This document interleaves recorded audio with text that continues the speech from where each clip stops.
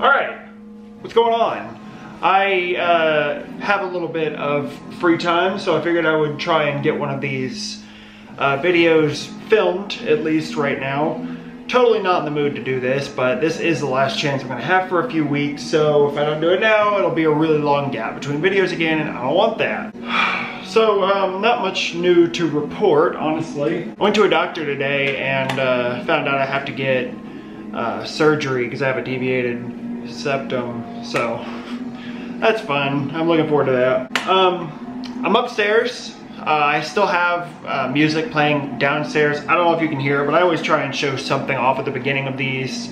It's like, hey, here's what we're listening to, check this out. So today, it's this. This is the Grinning God split with Spider God. Some of you may remember, not that long ago, I spent a little bit of time fucking gushing over Grinning God. And, you know, when I heard that there was new material coming out, even in a split form, especially because I really like Spider God too. The guy behind Spider God sent me a tape a while back, and, you know, I've talked to him a couple times. But Grinning God, the guy behind Grinning God, is the vocalist for Rope Sect, which I'm fucking in love with Rope Sect, and Grinning God is, in my opinion, as good.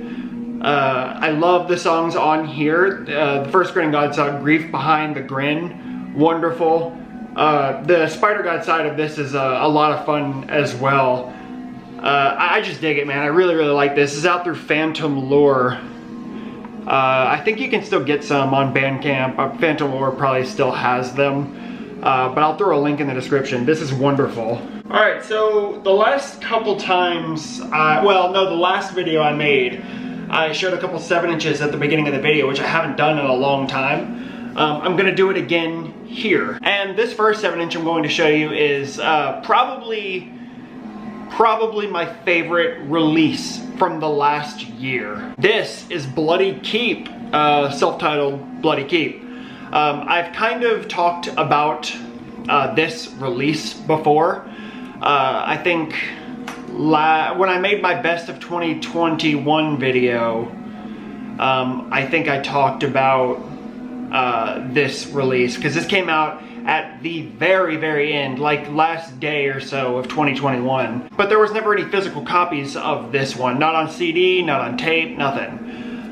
So I didn't include it in the best of 2021 video, but I did include the first two Bloody Keep releases, Cup of Blood in the Top of the Tower and Bloody Horror. And I've been thinking it was weird that there hadn't been a physical press of this from Grimestone. Because Grimestone, you know, they dropped something and not that long later, there's like a physical release. But there never was for this one, for whatever reason. Maybe it was just in anticipation of this 7-inch, also out through Phantom Lore. I don't think they've actually gone up for sale yet. I guess I've got a bit of a homeboy hookup with a Phantom Lore guy. But regardless, this should be out soon, and this is legitimately, legitimately one of my favorite things that I've heard in a long time. This is so much fucking fun. It's such a different release from the first two Bloody Keep records, or releases, I guess. They've all been EPs so far as I'm aware. This is only 3 songs, but all 3 songs on here are certifiably perfect.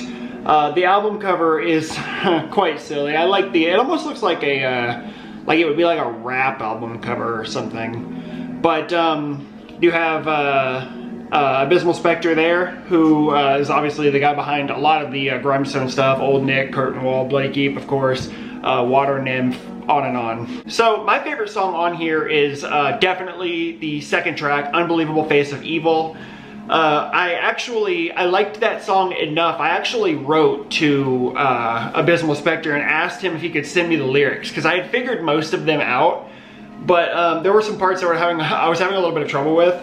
So I actually messaged him and asked him to send me the lyrics, and he did, which was very, very cool of him.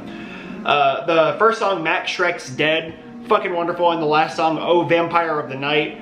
I mean, literally, like, this is perfect from front to back, but it's so much fun. Lots of kind of almost like gang chants, especially on Unbelievable Face of Evil. Parts of it like have a very sort of like sing-along feel to it. It's super duper catchy, very, very fun from front to back. The back cover there, Bloody Keep, 3 songs, like I said, all music by Abysmal Spectre, and this is number 20 of 200 there. Phantom Lore, of course. With all of the Grimestone stuff, especially like the projects that I'm most into, Curtain Wall, Old Nick, and Bloody Keep, I really, really wish that he would put the lyrics and stuff.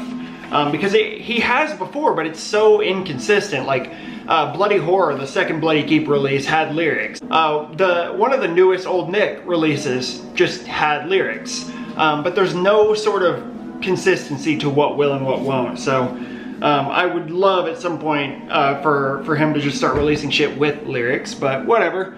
There's the vinyl, purple, very cool. I could go on about this, but honestly, like, this is gonna be very polarizing because it is like the opposite of true black metal. All sorts of eclectic instrumental influences on this one. It's so much fun. Legitimately, like, I really, really love this.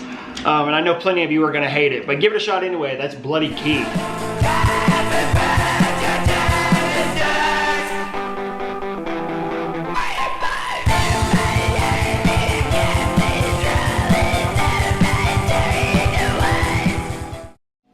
Alright, moving on. This, I am fucking thrilled to own this thing because it was kind of one of those records where I was like, I genuinely, I thought it was either I was never going to find it or I was going to spend way too much money on it. But I know when these have gone up for sale, it's like they go like that. And like on Discogs and stuff. But I actually got this as part of a trade. And I guess it wasn't even really part of the trade itself. Basically, I was at work one night and I saw that Danny from Amigo The Devil had posted on his story, and basically he was asking if anybody had like the following records for trade for a original copy of Volume 1, which I own, and I showed a while back. I had him sign it, and when not the last time I met him, but the time before. So I already had that, but I offered to just send him the record that he wanted because I had one of them, and he was like, no, let me send you a test press. So I'll show you the test press in a second, but he threw this in as kind of like a gift. So this is the Amigo The Devil God Hunter sort of collaborative release. I won't talk much about this because there's really not that much to say.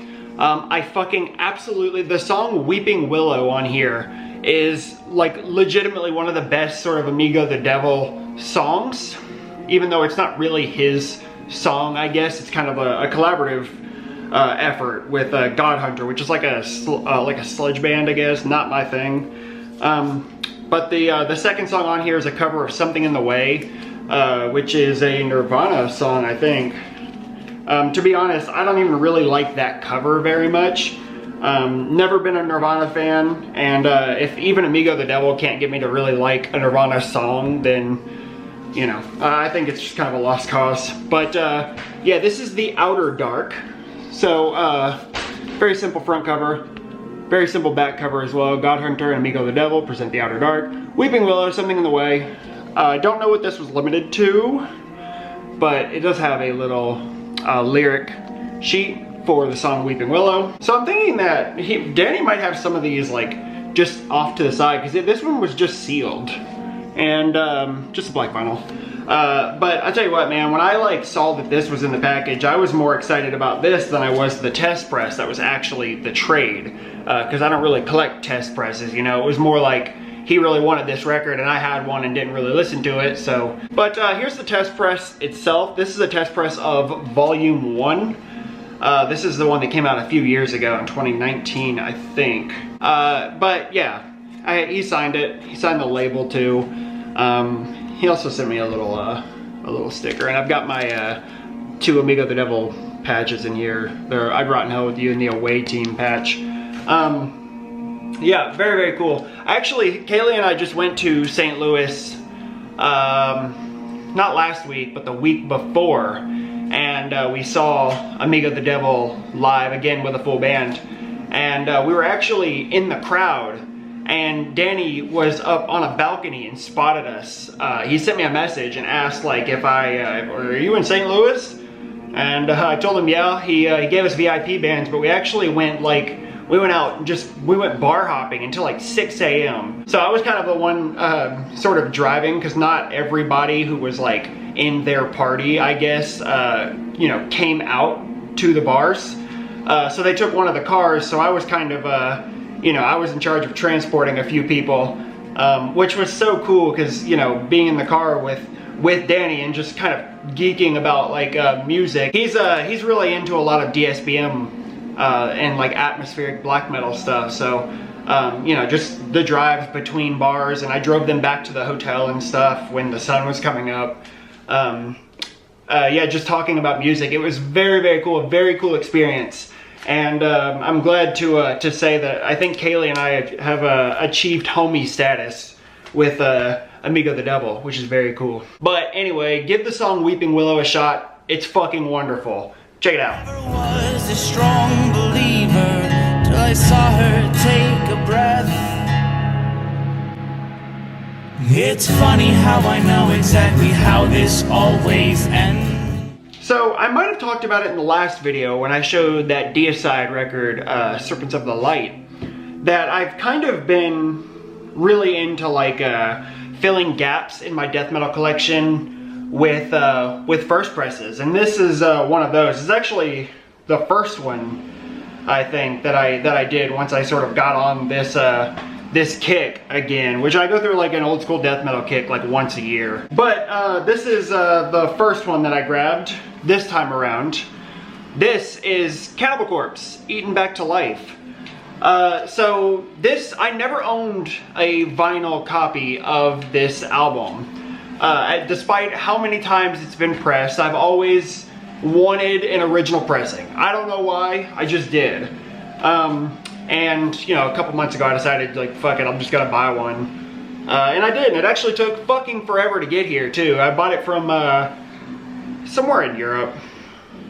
I can't fucking remember. I think it was, like, Portugal or something. So, first album from 1990, obviously.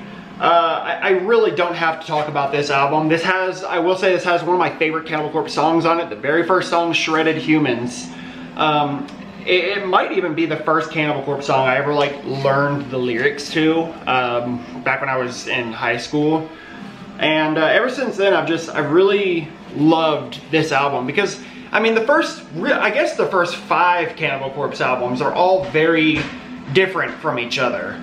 And the 5th one only included because, you know, that's when Corpse Grinder was part of the band, and it was different, obviously. And every album since then has kind of been in the same sort of vein.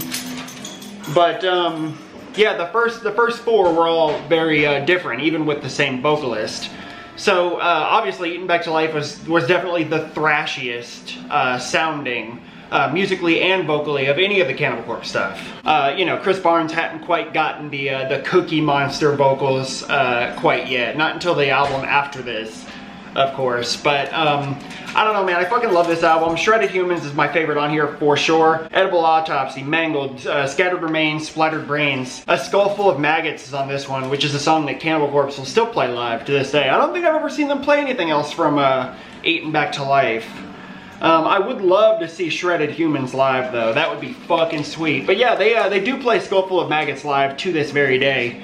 But yeah, I don't need to talk about this musically. I'll just show you what it looks like. The cover is in decent condition. I think if I can get it to catch the light, you might be able to see. It's got some like dings in it and stuff, but honestly, I kind of like that for these older records. I like the sort of beat up look.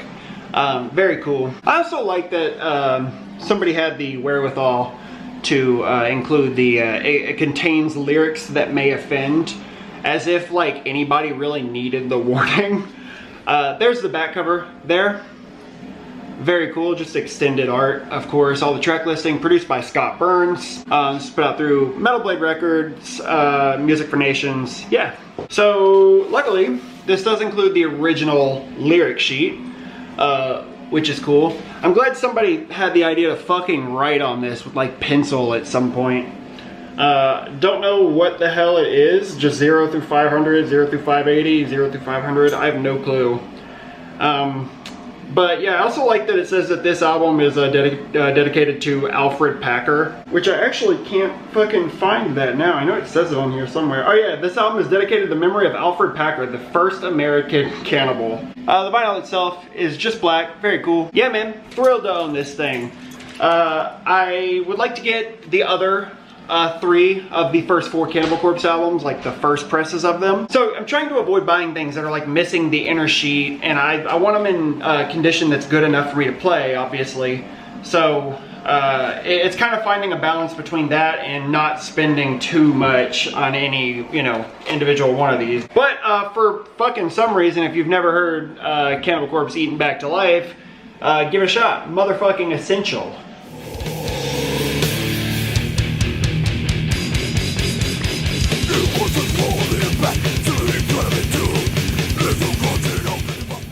Alright, so if I've ever talked about this project in the past, it's probably been very passively, and I probably didn't have much nice to say about it. But we'll get into it. This is Lamp of Murmur with Submission and Slavery. So here's the thing. When Lamp of Murmur kind of came into the sphere, I guess, it was at a point for me where I was becoming very sort of burnt out on all of these raw black metal projects that sound basically, you know, indistinguishable from one another. And, you know, I don't know, when I heard it, it had, like, when I first saw it, it just had that same sort of aesthetic. And I played a little bit of whatever the first release was, and it just did not click. And I think that mixed with, like, everybody really hyping this project up, I just kind of wrote it off. And you know, I don't know if I was right to do that or not. I'm sure I wasn't. I still haven't gone back and listened to the earlier material, not in its entirety anyway. But when I heard about this new one, which I think is a 2021 release, when I heard about this one and I saw the cover, which is obviously a sort of tribute to Floodland, the Sisters of Mercy album cover. And I don't remember where I read it, but I read something about this being like a sort of death rock, like or goth rock infused black metal record. And that really caught my interest. So a little bit of time goes by, and I never went and looked it up, but I saw somebody post, one of the black metal channels I follow on YouTube, like posted the full thing. And I was like, alright, I'll just give it a shot. And I clicked on it and then just kind of clicked like halfway through the album. And I landed on the song Dominatrix's Call. And it immediately fucking clicked. Like, it really is a very nice balance of black metal and like death rock. The song Dominatrix's Call probably is my favorite on here, because I really like the sort of like throaty yelled vocals that are in that song. And the music behind that sounds just like death rock.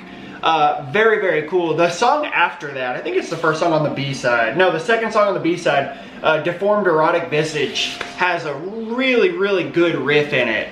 And with something like this, like raw black metal, like good riffs are like, they're vital. Because otherwise it's just gonna get lost. And I think that's what I thought about the first time I heard Lamp of Murmur. But you know, listening to this in its entirety a few times, but there's a lot of good riffs on here. Definitely Dominatrix's Call and Deformed Erotic Visage are absolutely my favorite songs on this record. I love like the synth moments on here. The standard black metal wretches are good. Those throaty shouts are fucking cool when they show up.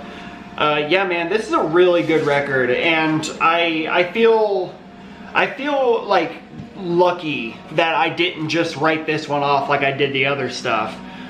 This is really good. So there's the album cover. Like I said, it's obviously a sort of you know, I guess paying homage to Floodland. There's the back over there. You got the Lamp of Murmur logo, track listing.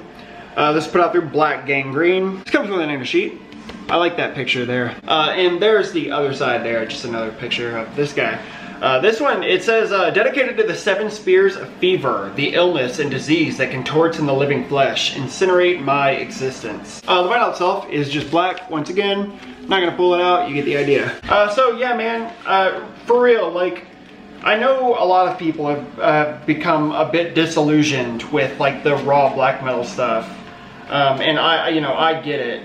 I kind of got stuck in like 2018 with like the raw black metal stuff, and I haven't followed a lot of the new bands since. But I really like this album, and I'm looking forward to whatever this band does next in terms of a full length, because I think they have done a split or something, and I actually haven't heard it, so I might do that. But yeah, man, definitely give this one a whirl. That's Lamp of Murmur, Submission and Slavery.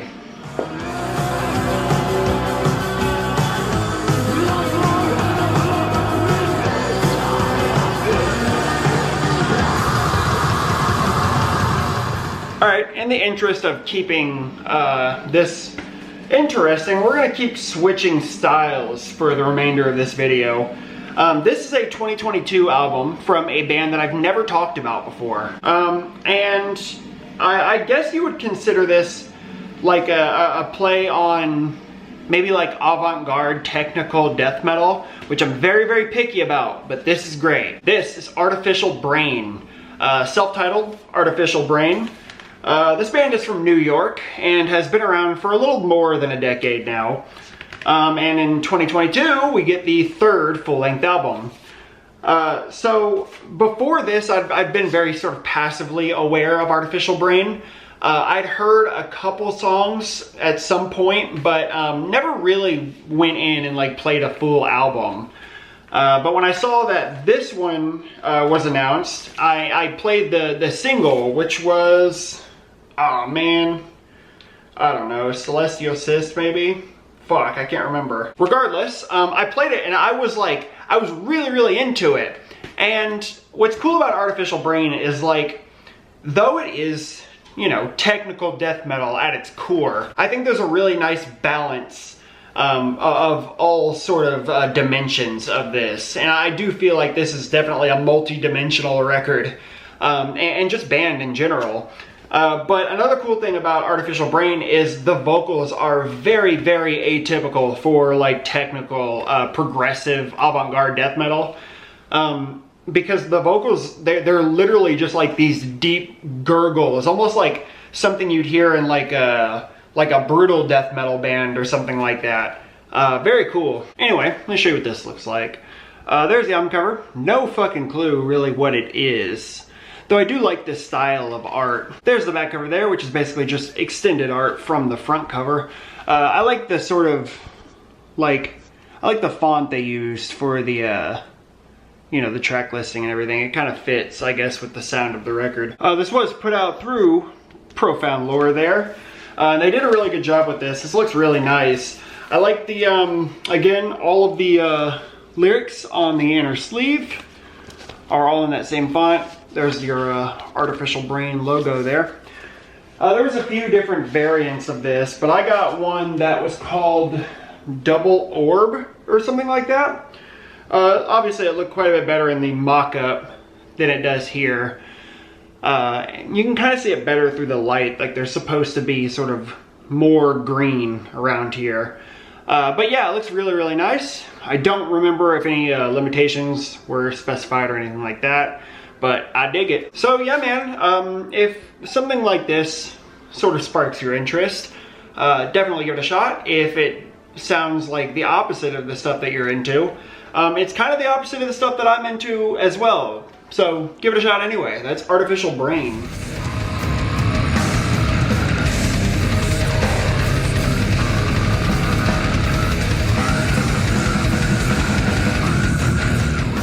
I'm at the point of this where I'm really like running out of steam. But I got 2 more records and I'm going to show them relatively quickly. However, I did have to change, that tape was over with, so this is what we got on now. This is Hermit Knight, Grimestone record release like dungeon synth, very cool. So I don't really think I've talked about much darkwave in the last few videos, so figured I'd pull something out now. This is one of the more recent ones that have sort of made its way into my collection, and it's great. This is Dark with Nightmare. Very generic sort of band name, album title, but it's not a very generic sounding darkwave project, because what I like about this is like each song varies a whole lot, especially vocally. Like there are songs on here where it's more of like a normal kind of clean singing. There are moments, like whole songs on here. I think the song Gothic Love, maybe? It's literally this super deep, like vocals that are like as loud as everything else. And it's really, really cool. The song Lovers in the Dark is like layered, like the main vocalist, and then a female vocalist like in the back. And that's really cool.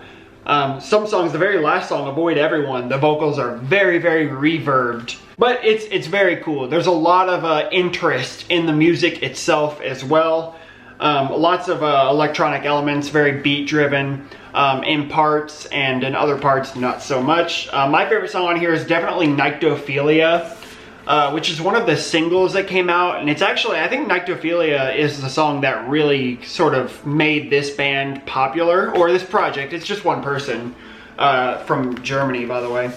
And this album came out last year, and when I don't really remember how I found it, but the album cover definitely intrigued me a bit. So this is a lady named Madame Absinthe there. She's like a Canadian model. But the cover sort of struck, you know, it grabbed my attention. And when I listened to it, the first song I heard was Nyctophilia, and I fucking immediately loved it. I can't ever remember the name of it, but it's the distro that stocks, the American distro that stocks the Young and Cold stuff. It's like Beso something? Fuck, I can't remember. It was like the next day they put up copies of this for sale.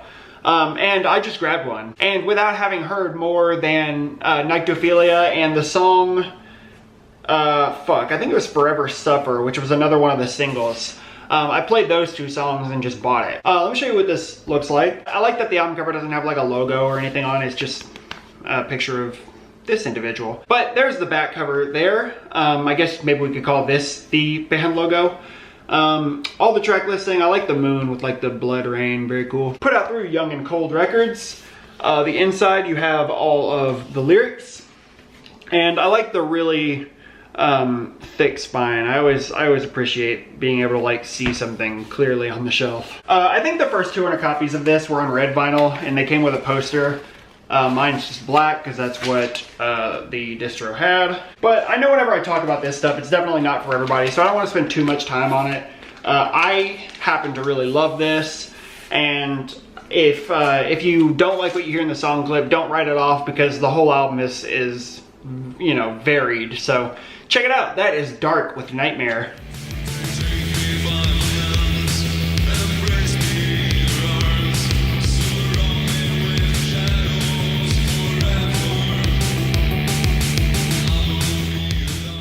Alright, fucking finally, here's the last thing we're going to talk about. This is a quite a polarizing band, which I guess I kind of understand. This really isn't, like, this sort of subgenre of metal is not really my thing either. But something about this band, I just love it. This is Unto Others with Strength. So, I guess you could call this kind of like a fusion of, like, goth rock and heavy metal or something. I've seen people who talk about this as, you know, like it's one of the worst things that's, you know, ever been committed to music. But I really love this band, and I think there's something special about like just this combination of styles. It works so well in my opinion. And though I don't like this as much as the first album, which they released under the name Idle Hands before they changed it to Unto Others, my favorite song from this band is on this album. The song Summer Lightning. I can't even tell you how many times I've played that song. It's one of those songs that like, I'll just get it stuck in my head without having listened to it first. It's just in my head all the time. I fucking absolutely love it. The chorus of that song is so catchy. Like the hook is so good. And I just, nothing else on this album compares to that song for me. However, the song Heroin, I love it. The song Downtown is great. Why is another one of the good ones. Hell is for Children is like a Pat Benatar cover or something. No Children Laughing Now, Little Bird, I don't know, dude. I really like this album from start to finish. It's really good. Like I said, in its totality, it's not as good as the first album, but you know, it holds up for sure. I like the album cover a lot, just like a dark painting of a horse. This cover got pretty banged up in transit. It doesn't actually look that bad, but like the whole side here is like bent, you know, which is a little frustrating, but whatever. There's the back cover there. Again, I really like the art. Put out through Roadrunner Records. One of the annoying things about this is they put the black vinyl up for pre-order, and the pre-order was like for 7 months or something like that. Or like found a rabbit outside. The pre-order was for like 7 months in the future or something like that. Which I hate having to do that, but I will, you know, I will. And I pre-ordered it, and then like a week later, they put up a black and white like swirl vinyl. It looked way cooler for pre-order. That was like months sooner from being released. So that was kind of annoying, but whatever. There's the inner sleeve there, just some credits and stuff with a shot of the band and all the lyrics. The vinyl itself, like I said, I just got the black vinyl. And that's pretty much it with this one. I'm definitely gonna put Summer Lightning in the song clip because I love that song. But besides that, I want to see this band live real bad. They seem to tour quite often, but they haven't come within striking distance of me yet. So when that day comes, I'll definitely be there. So give it a whirl if you haven't heard it. That's Unto Others with Strength.